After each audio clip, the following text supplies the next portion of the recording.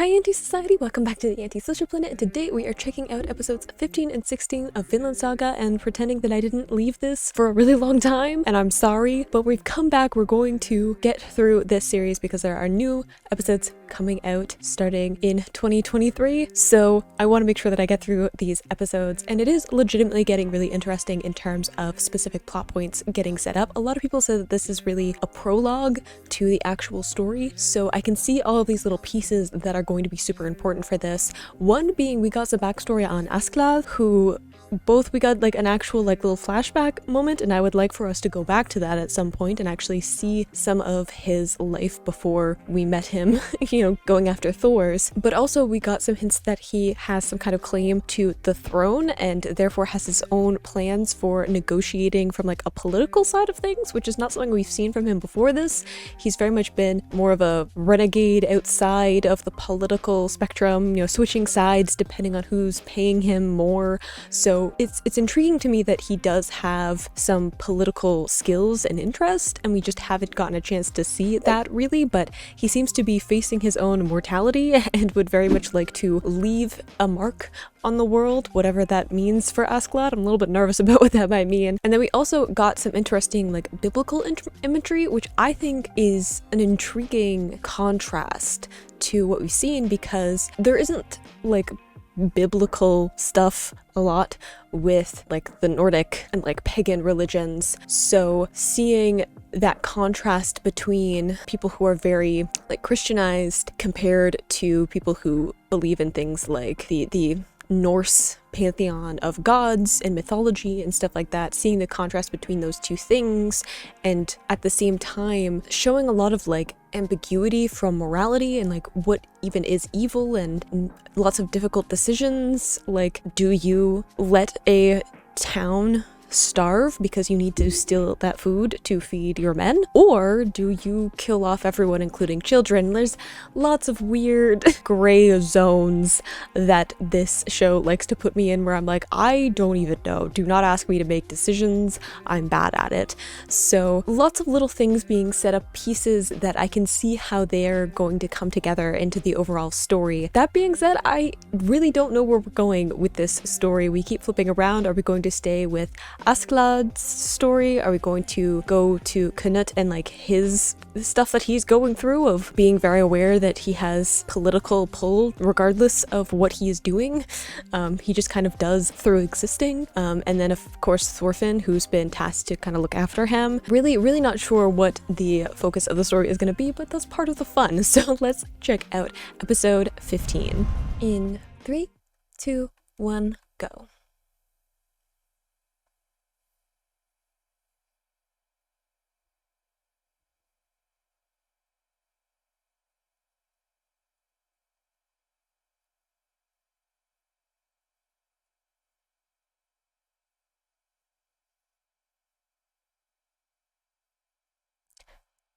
The king really doesn't seem all that concerned that the heir to the throne is caught up in all this.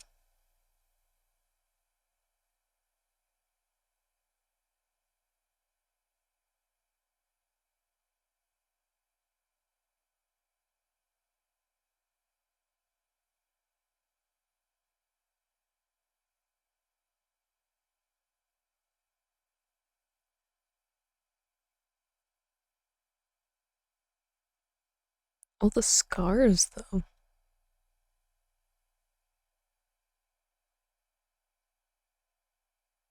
Oof. The like red wine feels very symbolic.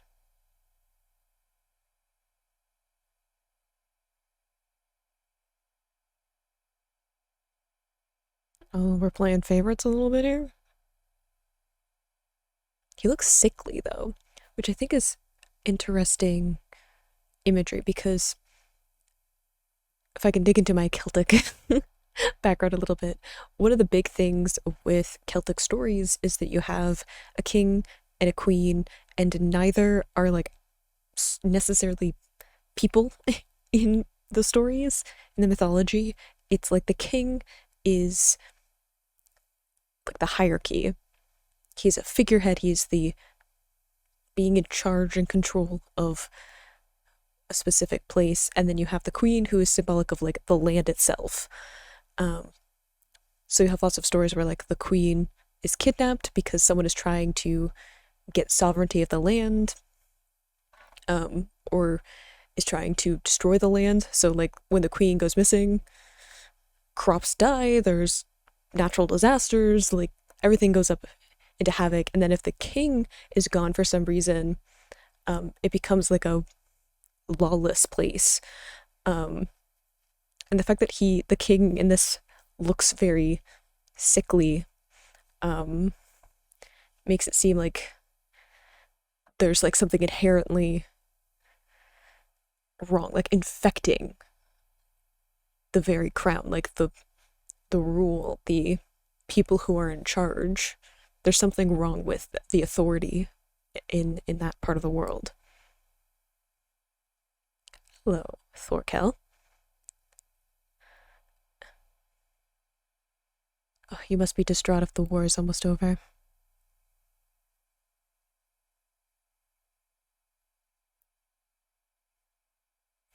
So dramatic.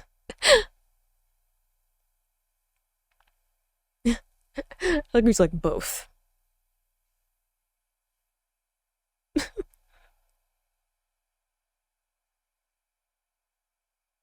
Who is throwing stuff?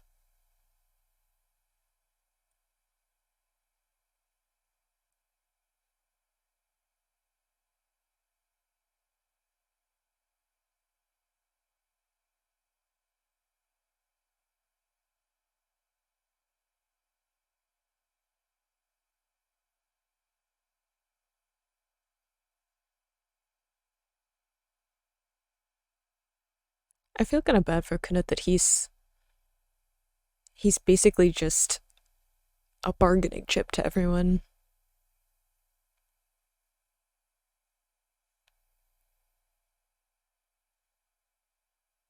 Oh, probably. That seems to be the theme.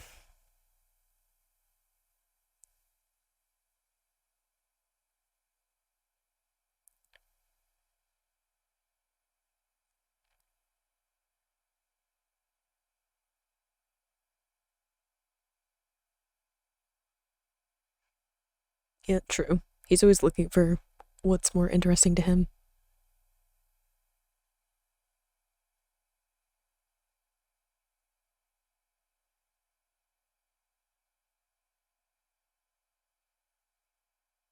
Oh.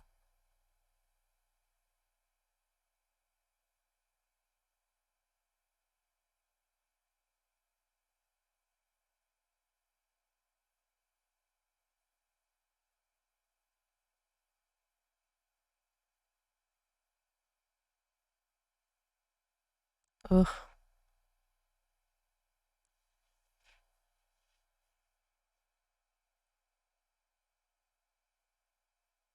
I mean, he might.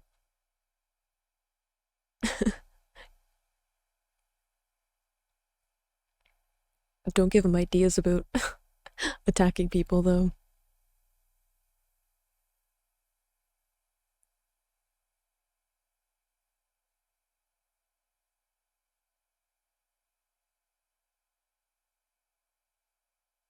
Seems like good timing.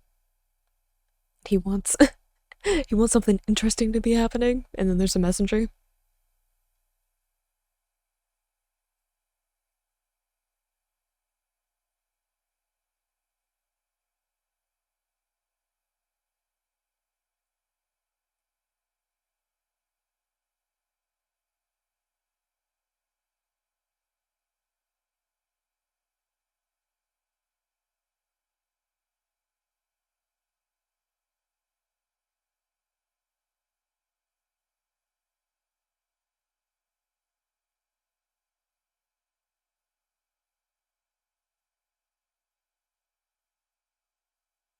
The priest has been through a lot.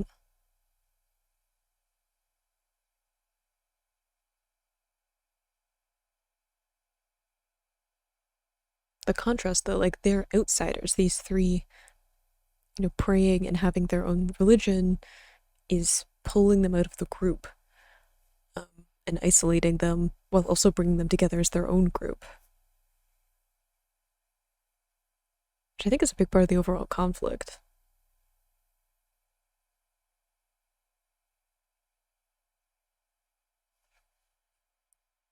Interesting with father imagery too. Because we have the king, a father. Then there's the father as in God. Then we have Thor's, who's Thorfinn's father. We even had some stuff with Askeladd's father.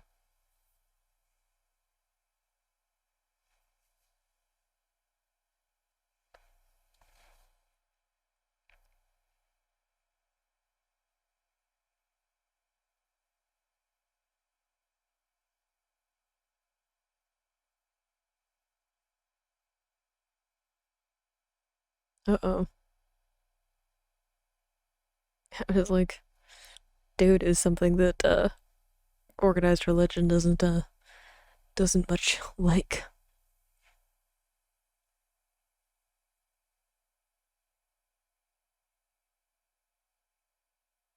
Interesting to have Canute be the one who reacts too, because he's also just going with what his father says, like his biological father, and not questioning his spot. Kind of projecting that onto his relationship with his religion. Every father? I don't think so. Being related doesn't mean someone is going to love you, unfortunately.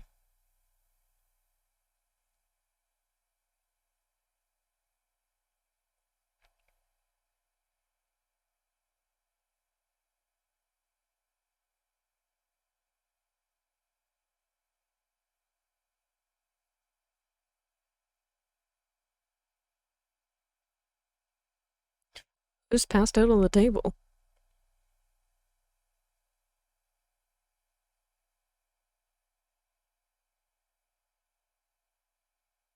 Oh, hey! She survived. I thought she might have died being out in the cold without food and stuff.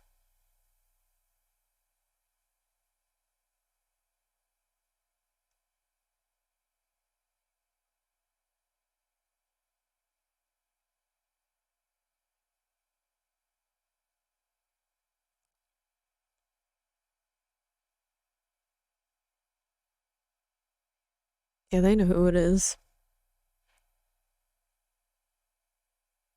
Interesting he puts Thorfinn first, and then the prince. It shows his priorities.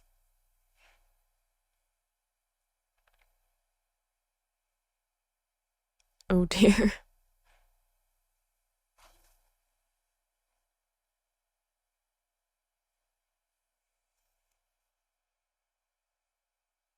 Oh, I like how he has the scar on his hand from when Thorfinn put his knife through it.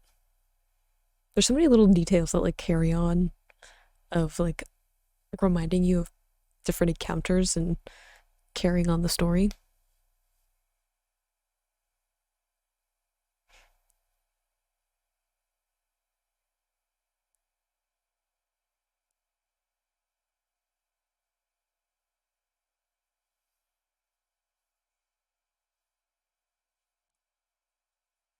True, just gotta keep moving forward.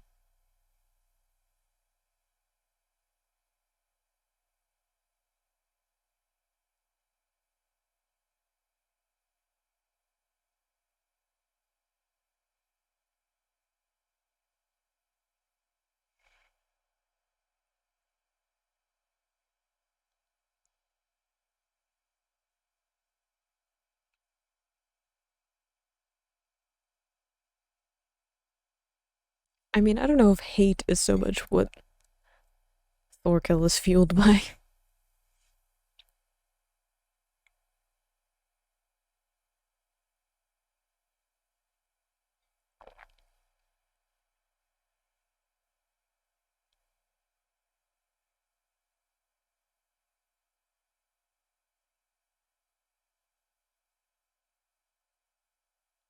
It's interesting the relationship between Askladd and Bjorn now, because I feel like there's a little bit of tension once Bjorn found out that Askladd had was related to stuff going on in Wales.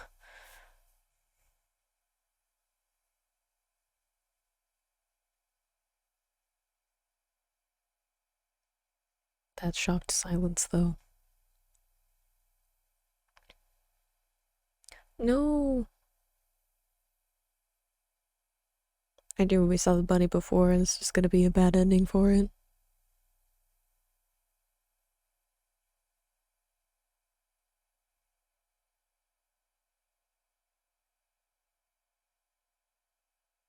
He doesn't like to share.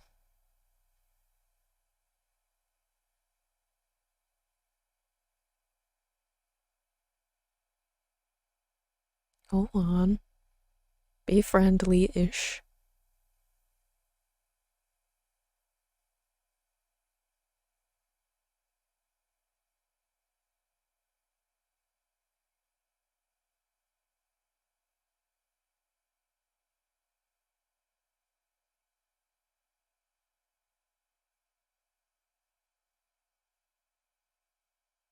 Wasn't this domestic?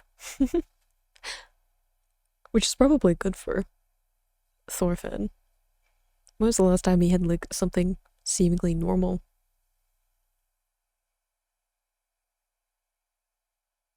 I'll eat up.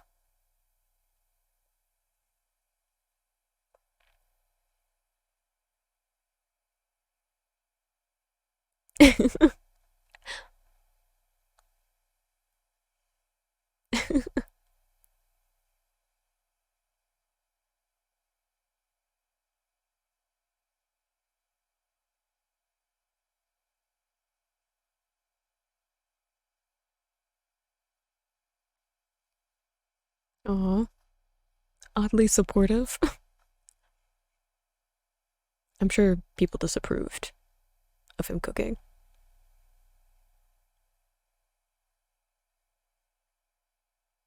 Because that's not Royal's work, right?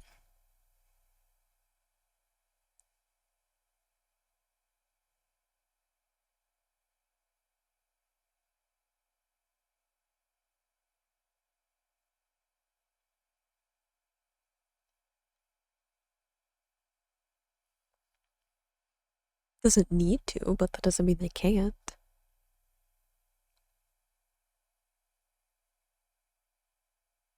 Don't make excuses for him being awful.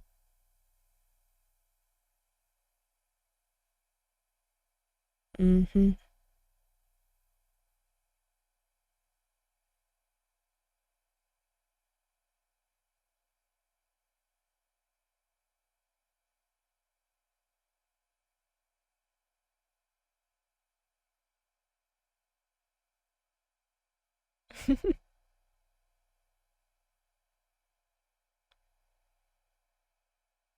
Ooh, the reflexes. It really shows how he's grown up, though. Like, that he's more uncomfortable when they're talking about, like, cooking and more everyday stuff, but then when there's a threat, he's far more comfortable in his own skin.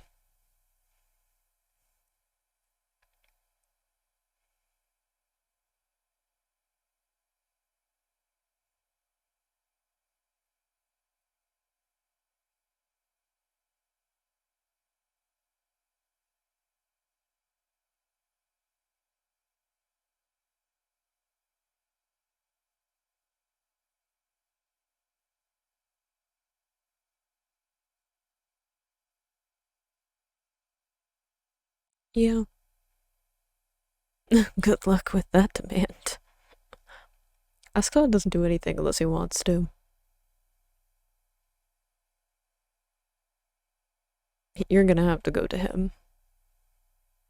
Not only because he's busy, but also because he needs to assert power that way.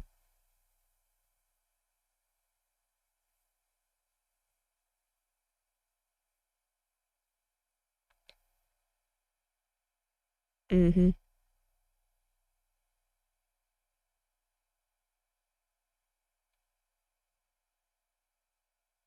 Uh-oh. They were isolating him? Or just trying to get him away from Knut, maybe?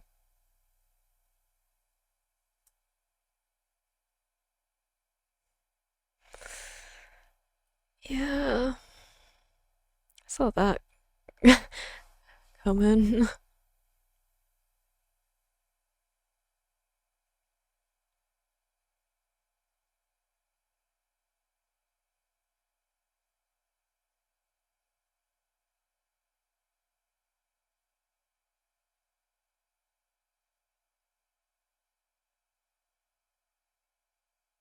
Does not look good for you. I mean, he has been difficult the entire time, which makes him more of a liability.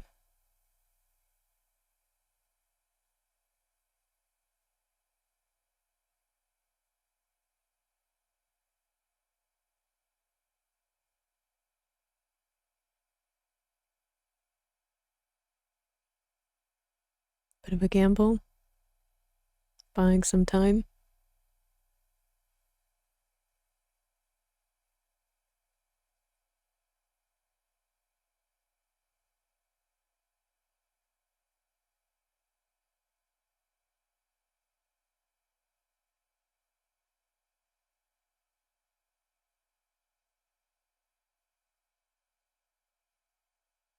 Oh boy.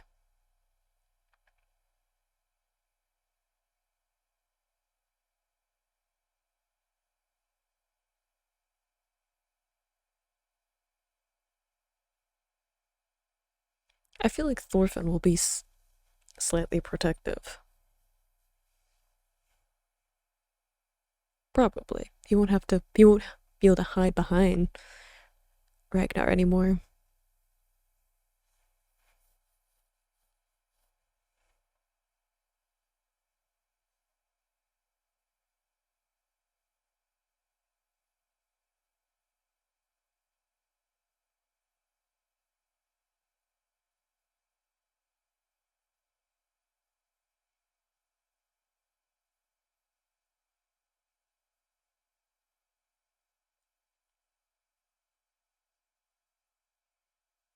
Mm, I don't know how much Askeladd's word is worth.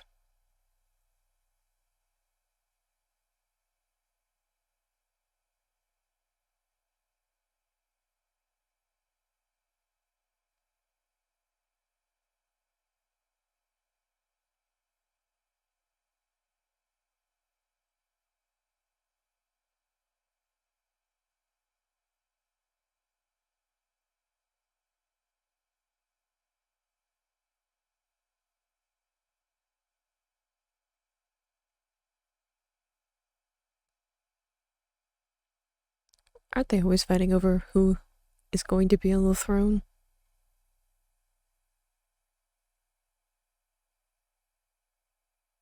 Ah, Harold, the other one we heard about.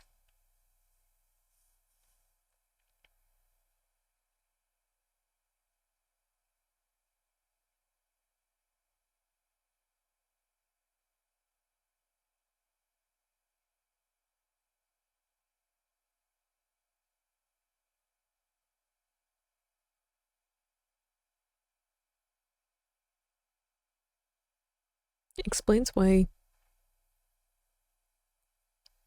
he doesn't seem all that concerned about uh, Knut going missing, because he's like, if he dies, then Harold, who seems to be the favorite son, ends up becoming the next heir. So if Knut dies while in the midst of enemy forces, just does the work for him.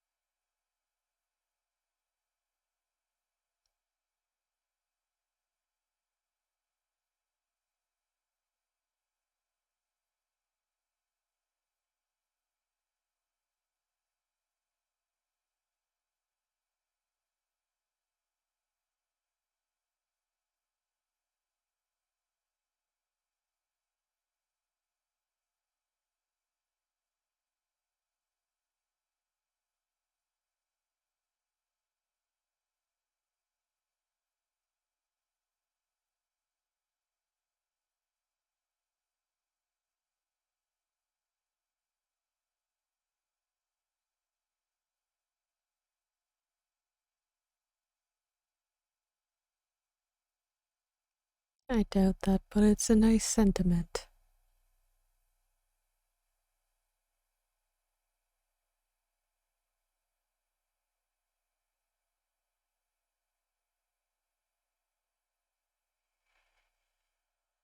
Oof.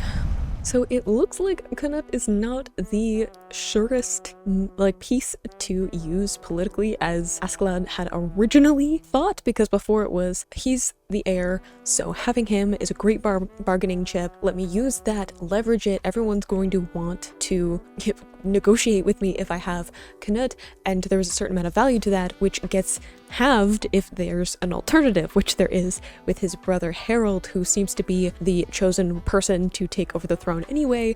So not only does that mean that Knut isn't as valuable as he was originally for Askladd, but also now it means that when they finally get him back home, it's not going to be smooth sailing, right? It's not like they're going to instantly get a reward. It doesn't mean that everyone is going to look up to them. Like, they're going to have a whole group of people who are backing Harold's claim to the throne, who are going to be upset that someone has brought Knut home. The king might not even be pleased about it. It doesn't seem like he cares much for Knut. So there's a ton more complications to this whole thing than I think Askladd knew when he originally got involved in all of this. So I'm sure that he's rethinking quite a few plans as they get closer and closer in their travels. We also have England planning to, yes, surrender and give in to Denmark, and that was probably going to cause some issues as well. So things I feel like are only going to get more and more complicated as Askladd gets more entangled in all of this political discourse that is going on. And now all Knut has is himself, which I don't have high hopes that he's going to adjust to that very well. He's very reliant on Ragnar up to this point. I feel like Thorfinn is going to be a bit protective, even though he's a bit begrudgingly stuck with this prince, but I think that he does have a certain soft spot for him, maybe as much as Thorfinn does. Askladd, who I think is going to be protective of him, of Knut, just because he's the only bargaining chip he has. Even if it isn't as good as he originally thought, he still has a certain value to Askladd. I really want to see how Knut is going to adjust being on his own, because that does not seem to be something that he is used to. I do think he'll grow a lot, like Askladd said, but I don't know if that is for the better. But I do think it'll make him more independent, so we'll see. But with that, let's get into episode 16. In 3, 2, 1, go.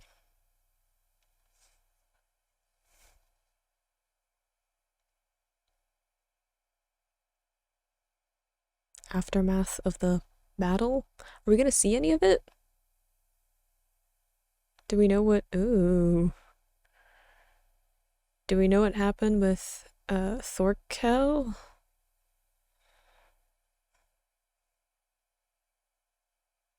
Oh, darling.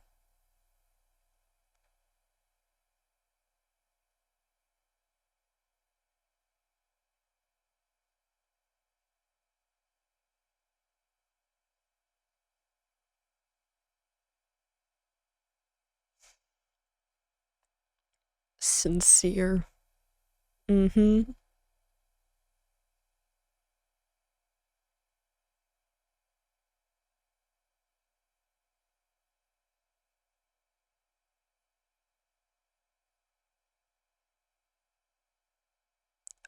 I'm sure that Knut has been, like, with Ragnar, like, his whole life, too, so not having him must seem so weird.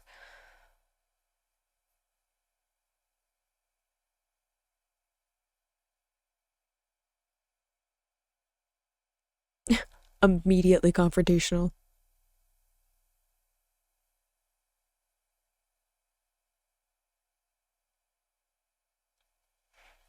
I feel like this is going to be something that brings Knut and Thorfinn closer together, because they both had people who, like, I feel like Ragnar is more of a father figure to Knut than his own father, just because Ragnar's, like, the one who was actually taking care of him and supporting him and knew who he was and what he was interested in, like cooking.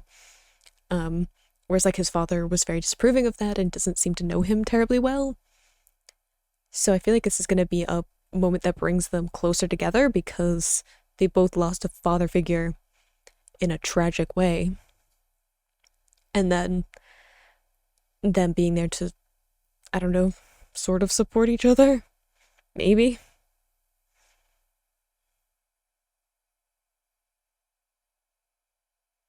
If nothing else, I feel like Thorfinn will be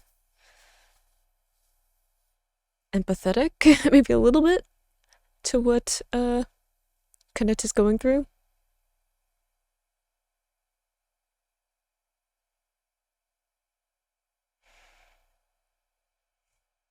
Both are at the hands of Askladd, so when Canet finds that out, I'm sure it'll be a bonding moment.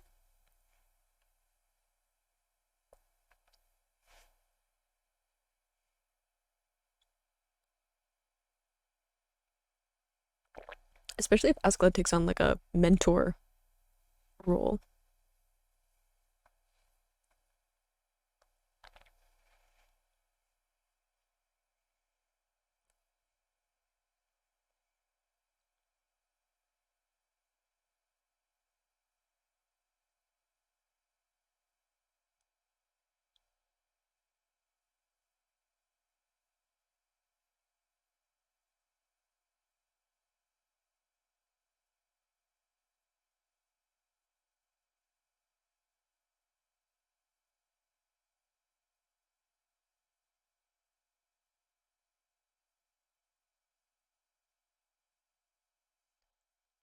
I don't know if he was easy to control. He seemed to cause some havoc.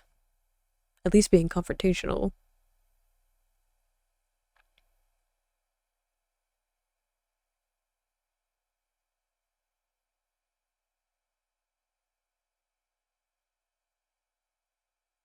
Seems like a good enough reason.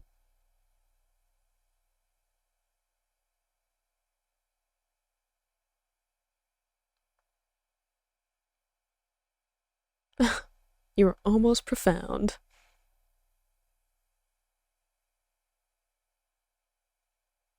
I don't know if he was like legitimately kidding about that though.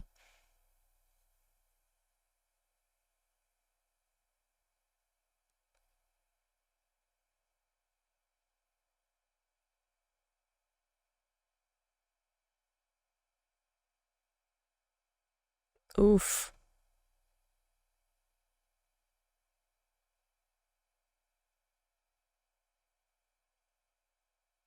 Did they keep one of the soldiers?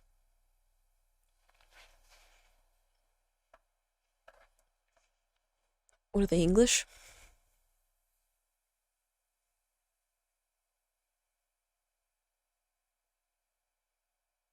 Ugh. Technically that was a knee, not a kick.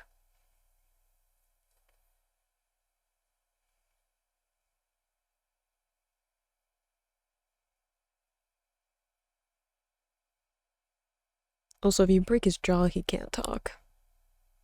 So, maybe more strategic with the kicking.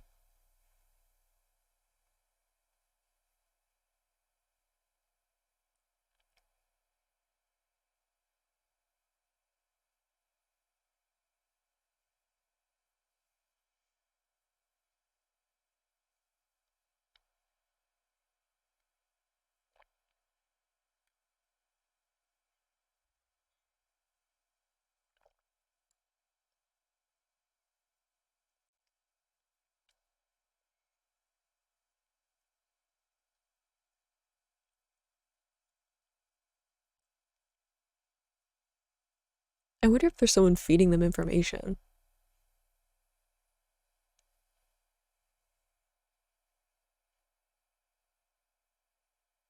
A traitor? I mean, I'm sure that Askladd has considered such a possibility as well.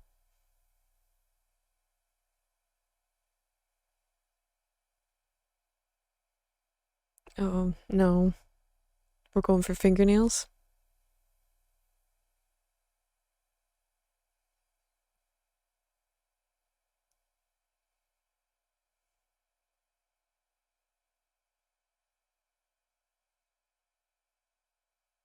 Oh, we're just the whole fingertip.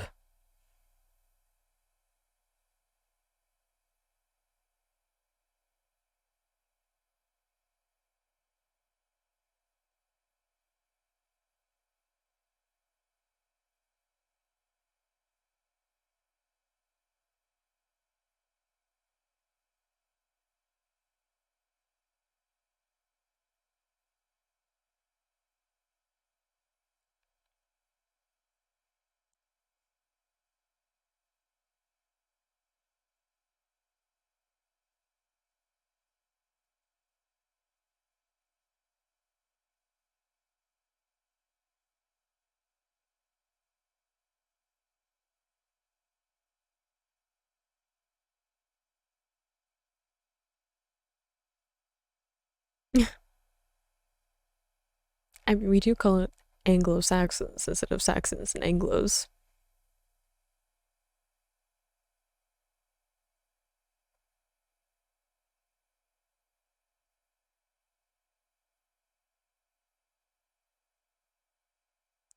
All true.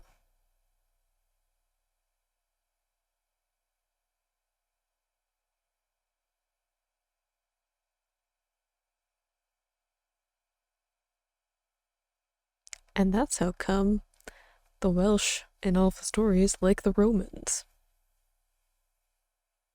And not the Saxons.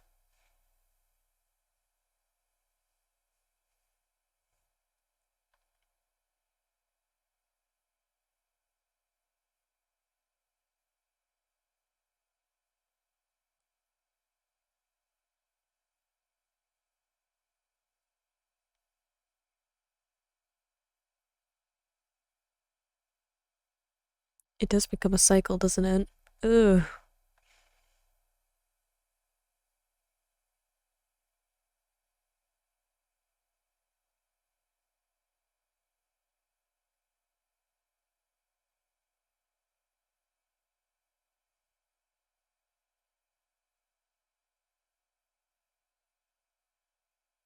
Oh no. Oh god.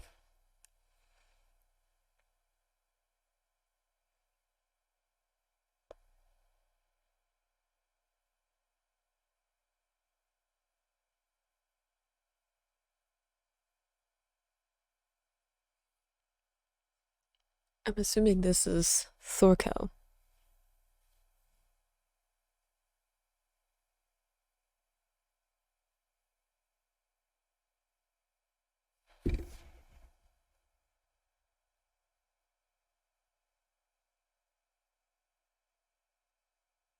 Oh, Thorkel, yeah. He just is on whatever side seems the most fun.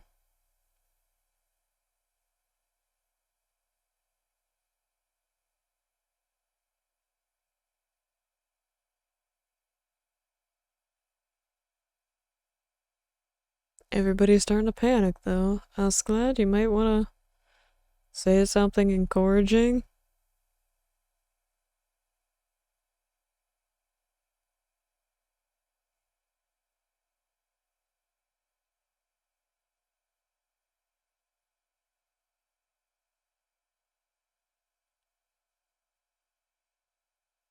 Does Thorfinn know that Thorkel is coming?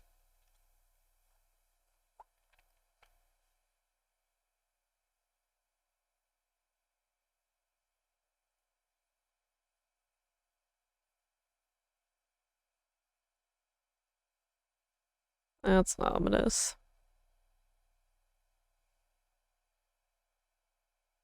Yes, yes, he is. You're gonna have to.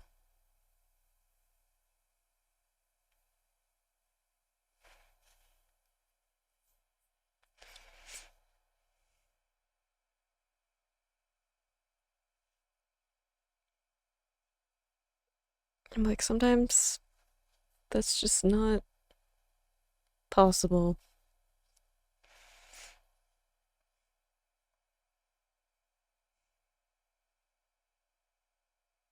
Oof.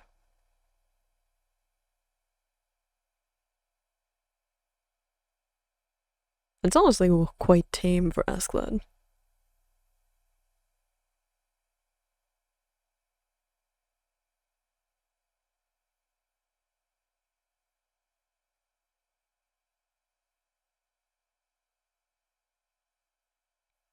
Reflection of them both having like blue eyes, that was interesting comparison between the two.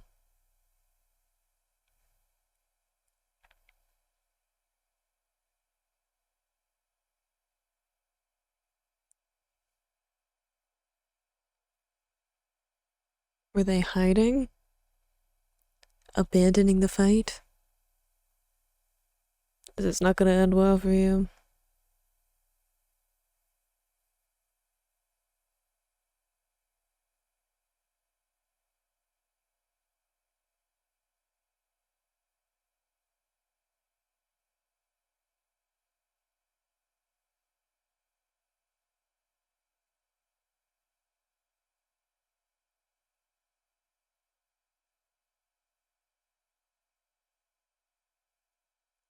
Kind of a good power move, though.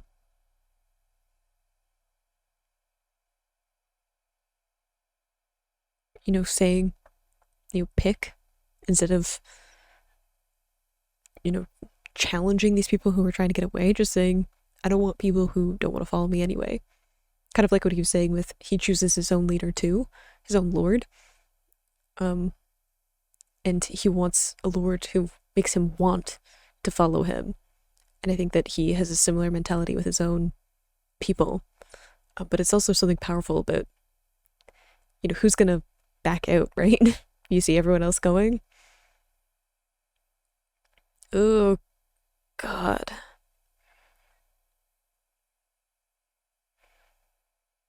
Oh, I stay behind. Yeah. I don't think he's interested. He just wants the carnage, and you are not the interesting person he's looking for. Did he not know that? This whole time? He didn't know that Askladd was the leader? I guess he was kind of tunnel vision, focused on Thorfinn and Knut.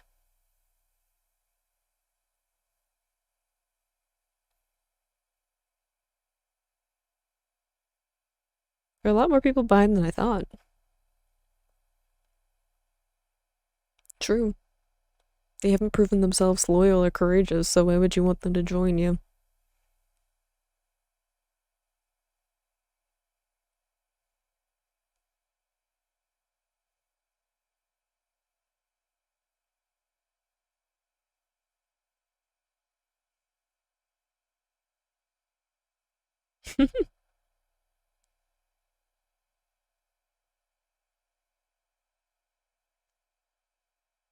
It goes with go slow and hurry up.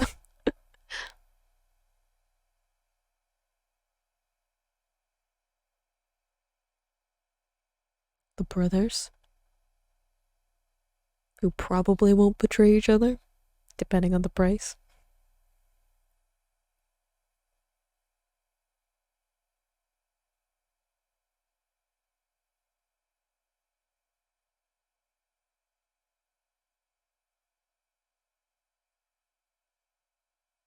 We all out?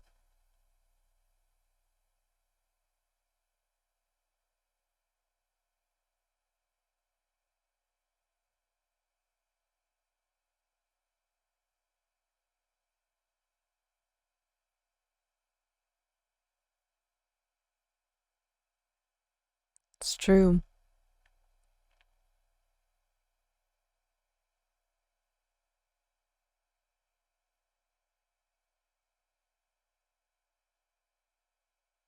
There is this constant theme of people just doing what benefits them personally as like survival as opposed to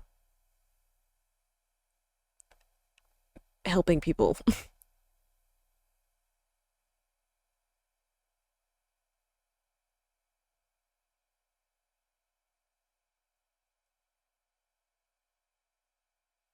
I mean, even if they can cross by foot, there'll still be more complications going over, like going through the river as opposed to over the bridge.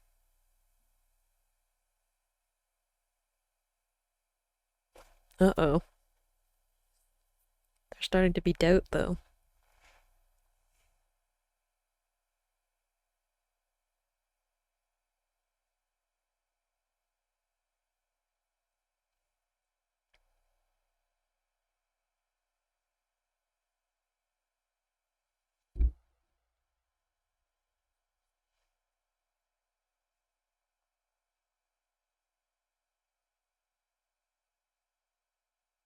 Because there's doubt, right?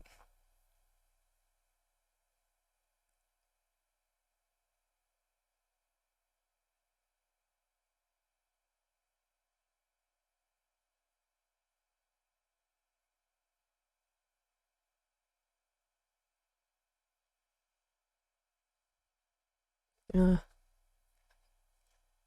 he's worried that there's gonna be, people who are hungry and tired and cold and think that he's failing as a leader.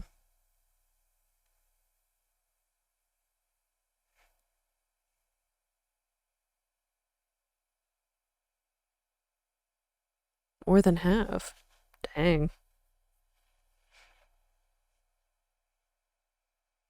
Askeladd's gonna lose his army.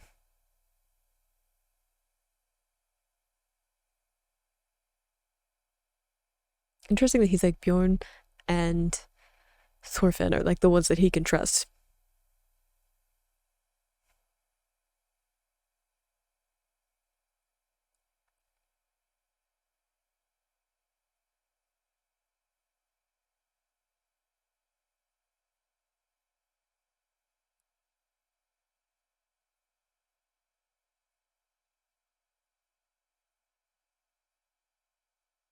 I don't know if he's running out of luck. I think he's just getting caught up in something that is slightly more higher stakes than he has in the past.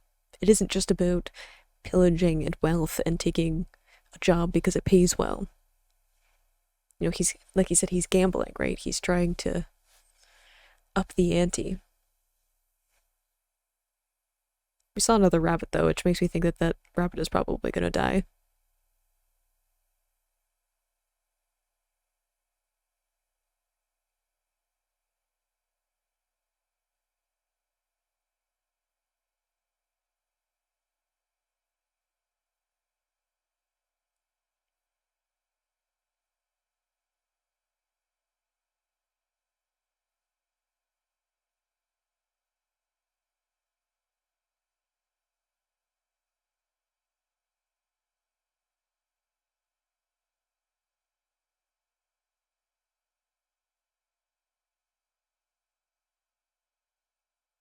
Gonna take the priest with them, too?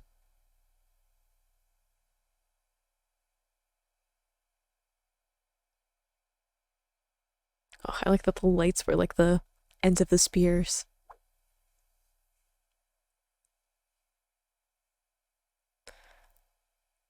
I was like, he's got eyes on the target now. Oh. Oh!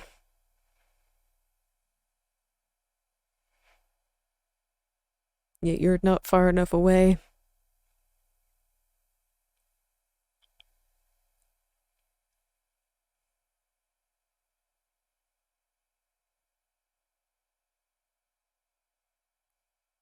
Not far enough away, though.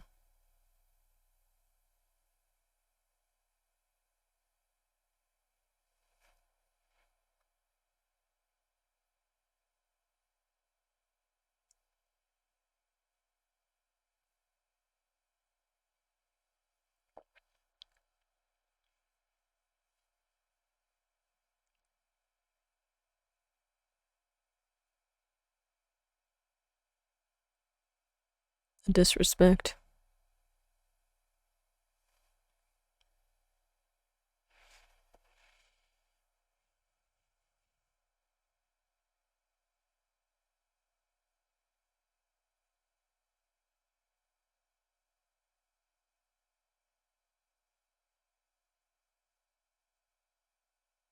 They're scared, though. Like, it's hard to use logic against someone who's reacting from a place of fear.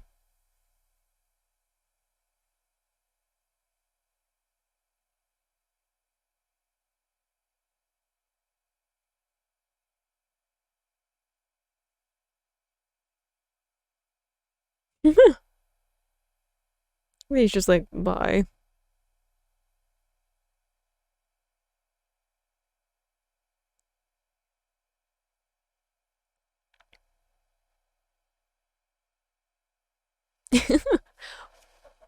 Bjorn just seems like slightly put out.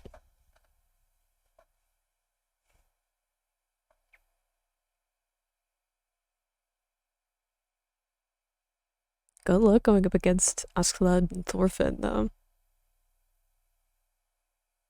And, like, fighting amongst themselves when they should be worried about fighting Thorkel and his army.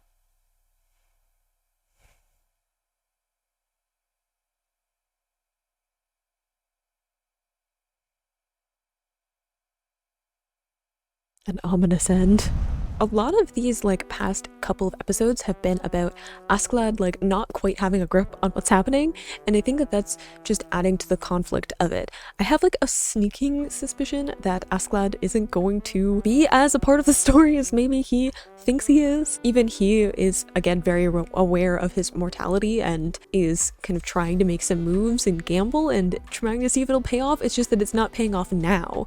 He sees a much bigger picture. He sees the long game. He's keeping secrets, which means that people aren't telling him things, you know, like Ragnar not telling him about this other brother and how that is going to change how Knut is able to succeed to the throne. But then also it means that all of these people that have worked with him, that are part of his army that he has, don't know what the plan is. He's not telling them, he's not sharing, which is not the case with like Bjorn, where they have a little bit more sharing between them, and therefore Bjorn is a little bit more cued in to what is actually going on, whereas he has this whole army of people whose motivator is, are we getting paid and are we surviving? You know, those are the two key things that motivate them, and Askladd isn't concerned with that immediate survival and reward of what's going on, which means that they're seeing him as a failure. He's not succeeding in what is their classification of success, so causing a lot of friction. And now you have like attacks on multiple fronts of Askladd really isolating himself, and I don't know so much if that's like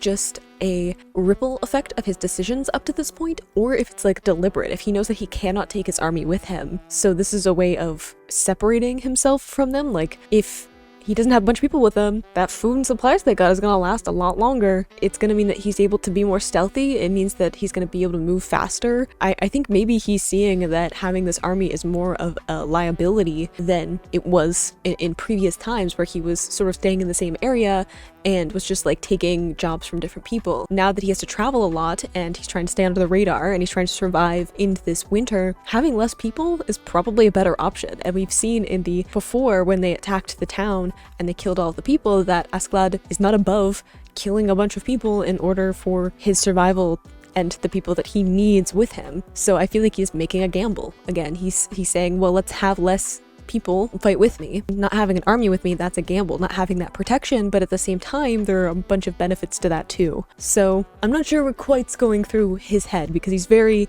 closed off and he doesn't share a whole lot. But I think that he's starting to make gambles for much bigger things, future things, which is a little bit difficult for some people to picture. And we didn't get a lot of Knut like adjusting. So I feel like that's going to be something that kind of happens over multiple episodes of him figuring out what to do now that he's on his own and what that even means. You can click this playlist to go and see my previous actions, or you can subscribe so you miss next time I post a Vinland Saga video, and I will see you in the next video.